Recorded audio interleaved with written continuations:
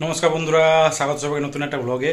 তো আজ হচ্ছে 11ই মার্চ মঙ্গলবার, আর এখন বাজছে সকাল প্রায় 9টা। তো আজকে ব্লগটা এখান থেকে শুরু করছি। আর এই নাইট ডিউটি থাকলে দিনটা একটু বোরিংই কাটে।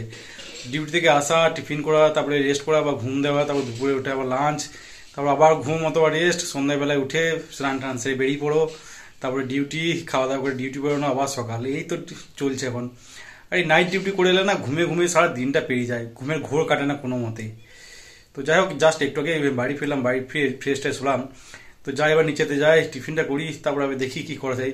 মনে হচ্ছে রেস্টই করতে হবে, তবে ঘুমাতে হবে। নিচেতে গেলাম রান্নাঘরে, আর রান্নাঘরে গিয়ে নিলাম মুড়ি। তো মুড়ির সাথে নিয়েছিলাম চানাচুর, সাথে ছিল পেঁয়াজ কুচি। তো চানাচুর মুড়ি মেখেছিলাম, আর এদিকে ছিল একটা অমলেট, আর এদিকে ছিল দুধ চা ছিল আজকে।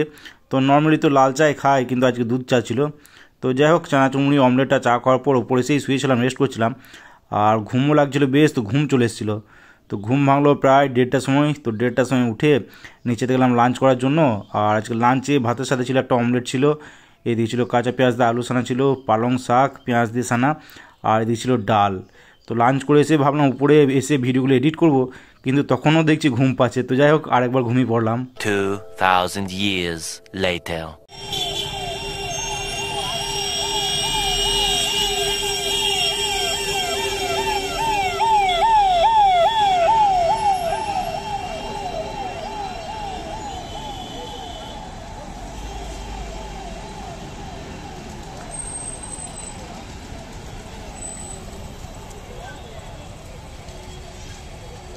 আজকেও ডিউটি আসার সময় সন্ধ্যাবেলায় আশ্রম মোড়ে নেমে পানিপুরি.com-এ গেলাম।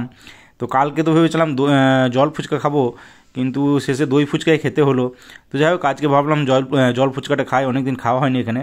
তো এখানে জল ফুচকা নেয় ওই 10 টাকায় 5টার মতো দেয়।